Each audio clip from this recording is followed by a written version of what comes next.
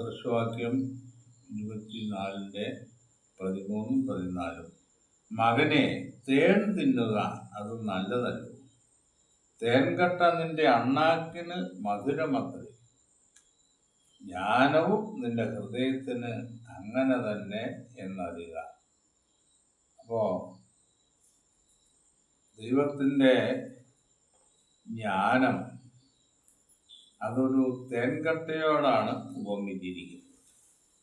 അത് നമുക്ക് വളരെ മധുരം തരുന്നു, ഹൃദയത്തിന് ആനന്ദവും തരുന്നു എന്നുള്ളതാണ്. ഭൗതികമായ ഒരുപാട് തേൻകട്ടകൾ നമുക്ക് ഭക്ഷിക്കാൻ കിട്ടും.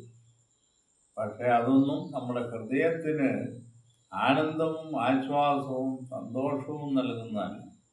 ദൈവവചനം നമുക്ക് ആശ്വാസവും പ്രത്യാശയും അനുഗ്രഹവും തരും എന്നാണ് ഇവിടെ ശലോമോൻ പറയുന്നത്.